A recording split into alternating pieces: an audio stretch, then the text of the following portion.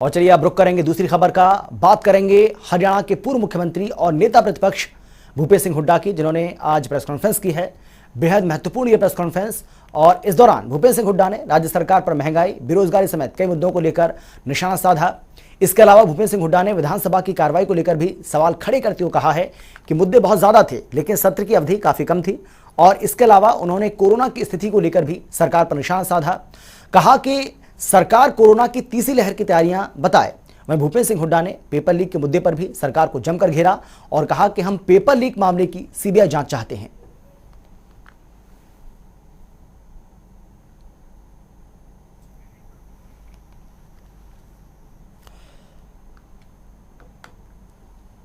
हरियाणा के पूर्व मुख्यमंत्री और कांग्रेस के वरिष्ठ नेता प्रतिपक्ष भूपेश सिंह हुड्डा की ओर से यह प्रेस कॉन्फ्रेंस की गई है और इस प्रेस कॉन्फ्रेंस में कई बातें उन्होंने कही हैं और सरकार को जमकर घेरा है। जैसे गीता जी ने विधानसभा में बताया, किसी यूनिवर्सिटी में कोई वो नहीं हुई, रिक्रूटमेंट नहीं हुई और पेपर लीक कर देंगे। जो लुटाई ये पेपर लीक में हुई है हरियाणा के युवाओं की, जैसे हमने मांग की कि भाई सीबीआई की जांच कराओ आप, मैं ये समझ से बाहर है कि इनको कोई है ही नहीं। ये कहते भाई ठीक है, ये तो वो है, तो सीबीआई की जांच कराने में क्या संकोच है इनको। पहली वेव से दूसरी वेव तक कोई तैयारी नहीं करी। अब ये कह रहे हैं तीसरी वेव आएगी, नीति आयोग वाले कह रहे हैं, वो तो यहां तक चले गए रोज के 4 लाख केस होंगे। अब क्या तैयारी है इनकी? कितने तो पैरामेडिकल स्टाफ इन्हें भर्ती किए, कितने डॉक्टर भर्ती किए, कौन सा इंफ्रास्ट्रक्चर किया, कितने और बेड ऐड किए। ऐसा विधानसभा में इनको बताना चाहिए था कि हमने इतनी तैयारी की है, लेकिन बताएंगे क्या? बताने के पास कुछ है ही नहीं इनके पास। बेरोजगारी के मामले में हरियाणा देश में सबसे आगे नंबर 1 पर पहुंच गया। मुख्यमंत्री खट्टर एक और तो हरियाणा की नौकरियों हरियाणा से बाहर वालों को दे रहे हैं, दूसरी ओर हरियाणा की बेरोजगारी का आंकड़ा देश में सबसे ऊंची दर 28.7% पर पहुंच गया। अब कैसे परिभाषा बदल गई भाई? अब ये कैसे हो गया? जब तो इस पे रिलाई किया जाता था। विधानसभा में हमने हर मुद्दा उठाने का प्रयास की, लेकिन मैंने शुरू में कहा था समय कम है, 3 दिन का समय ना काफी था। और चलिए इस पर बातचीत और चर्चा के लिए हमारे साथ जुड़ गए हैं बीजेपी के प्रवक्ता प्रवीण अत्रे साहब। अत्रे साहब, पहला सवाल मेरा आपसे यही रहेगा कि भूपेश सिंह हुड्डा की ओर से जो प्रेस कॉन्फ्रेंस की गई है, इसे आप कैसे देख रहे हैं, किस रूप में आप इसे ले रहे हैं? उसके बाद दूसरा सवाल। ऐसा है, जहाँ पे प्रेस कॉन्फ्रेंस करने का सवाल है, राजनीति में नेता प्रेस कॉन्फ्रेंस करते हैं, पत्रकार मीडिया के जरिए अपनी बात जनता तक पहुंचाते हैं, तो इस पे किसी तरह की क्या टिप्पणी की जा सकती है? जी, टिप्पणी इसलिए की जा सकती है अत्रे साहब क्योंकि वो कह रहे हैं कि पेपर लीक मामले की सीबीआई जांच हो। सरकार ये साफ इनकार कर चुकी है। सदन में मुख्यमंत्री की ओर से जवाब दिया गया कि सीबीआई जांच की बात अभी नहीं है, हमें अपनी पुलिस के ऊपर पूरा यकीन है। अगर पुलिस ठीक से जांच नहीं कर पाती उसके बाद हम सोचेंगे। तो क्या सरकार इस पर विचार करेगी? देखिए, ऐसा है, भूपेंद्र सिंह हुड्डा पहले तो ये तय कर लें कि उनको क्या कहना है और क्या नहीं कहना है। 4 दिन पहले यही भूपेंद्र सिंह हुड्डा ये कह रहे थे कि सरकार इसकी जांच सिटिंग जज से करवाए।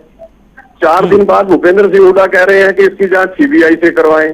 पहले तो वो स्वयं तय करें कि वो कहना क्या चाहते हैं। दूसरी बात, जिस तरह से इस मामले में सरकार ने कार्रवाई की है, जिस तरह से इस मामले में जांच हुई, कार्रवाई हुई, जिम्मेवार जो भी लोग इसके अंदर पकड़े गए, क्या भूपेंद्र सिंह हुड्डा को जांच एजेंसी को बधाई नहीं देनी चाहिए? इतनी तेजी से जांच प्रक्रिया चली, इतनी तेजी से काम हुआ। लेकिन हो ये रहा है कि जो भूपेंद्र सिंह हुड्डा स्वयं प्रदेश के मुख्यमंत्री रहते हुए, सर अत्रे साहब आप ये बताइए कि क्या सीबीआई जांच सरकार कराएगी?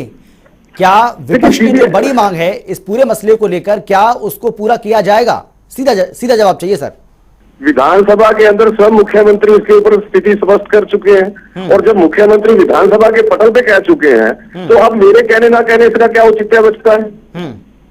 ठीक है। जब प्रदेश के मुख्यमंत्री विधानसभा पटल पे स्पष्ट कर चुके हैं इस विषय में, तब उसके बाद मेरे कहने की तो जरूरत नहीं बनती ना कोई। ठीक है, सवाल आपसे अत्रे साहब और भी हैं, मैं आता हूं आपके पास। सुरेश रोड जी हमारे साथ जुड़ गए हैं, कांग्रेस के प्रवक्ता।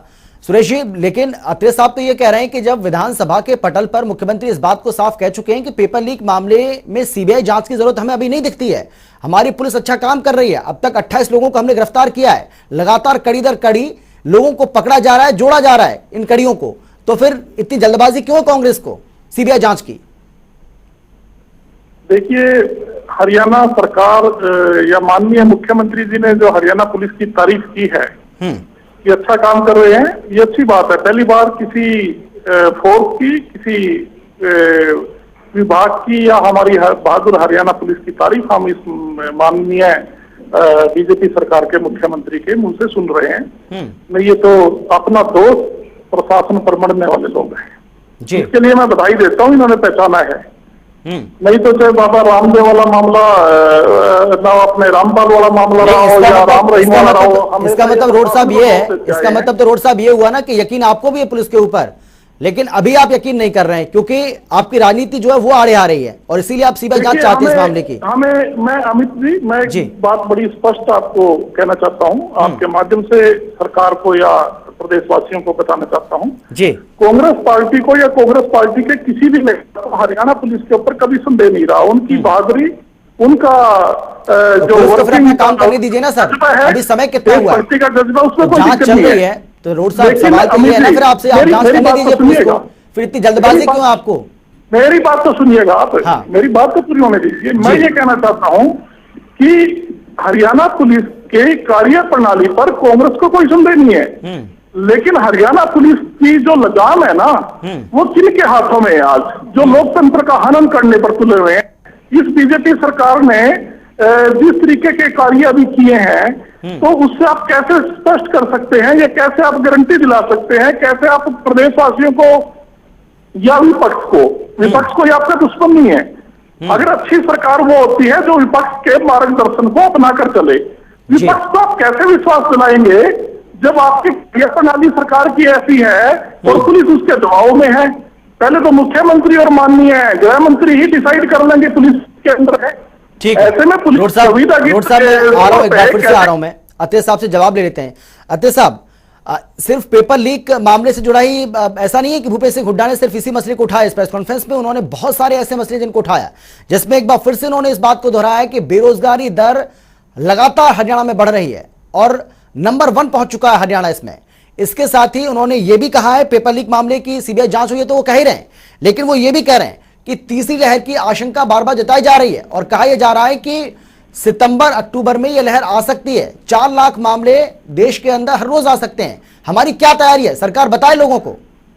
देखिए, ऐसा है, भूपेंद्र सिंह हुड्डा को इस बात का जवाब देना चाहिए था कि जब देश के प्रधानमंत्री ने तीसरी लहर से संबंधित सर्वदलीय बैठक बुलाई थी कि इस पे विचार किया जाए, तो कांग्रेस क्यों नहीं गई थी उस बैठक के अंदर? कांग्रेस भाग क्यों गई थी उस बैठक से? ये देखिए, दो मुही राजनीति करने की कोशिश हो रही है भूपेंद्र सिंह हुड्डा के द्वारा। यही भूपेंद्र सिंह हुड्डा कुछ दिन पहले एक प्रेस कॉन्फ्रेंस कर रहे थे जिसमें इकोनॉमिक सर्वे रिपोर्ट को हाथ में पकड़ के दिखा रहे थे कि इकोनॉमिक सर्वे रिपोर्ट के अंदर प्रदेश के अंदर बेरोजगार युवाओं की संख्या बताई गई है लगभग 8 लाख, मतलब 6%। और मुख्यमंत्री विधानसभा पटल पे ये बात कह चुके हैं कि प्रदेश के अंदर बेरोजगारी की दर लगभग 6% है, लेकिन उस 6% में भी उन युवाओं की संख्या भी है जो अपने वर्तमान रोजगार या वर्तमान नौकरी से संतुष्ट ना होकर अच्छी नौकरी चाहते हैं, उनकी संख्या भी बीच में। और यही भूपेंद्र सिंह हुड्डा कुछ दिन बाद ये कहते हैं कि समय की कमी है।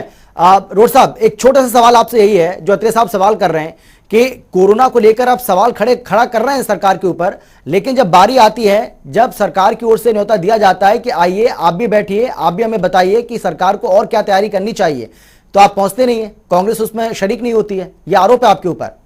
देखिए, ये कितनी सर्वदलीय मीटिंग बुलाते हैं, हम तो इनका इंतजार बॉर्डर पे किसानों की समस्या के लिए आंख पार के कर रहे हैं, विपक्ष भी, प्रदेश के और देश के वासी भी। इनकी मीटिंगों का क्या? चलिए अत्रे साहब आपका, रोड साहब आपका, आप दोनों का बहुत बहुत शुक्रिया हमारे साथ जुड़ने के लिए और इस तमाम बातचीत के लिए। समय की कमी है इसलिए ज्यादा सवाल हम नहीं कर पाए, सवाल तो बहुत सारे हैं, लेकिन क्योंकि आरोप जो प्रत्यारोप का ये दौर है आगे भी चलता रहता और समय कम पड़ जाता है इसके लिए, इसलिए अब रुक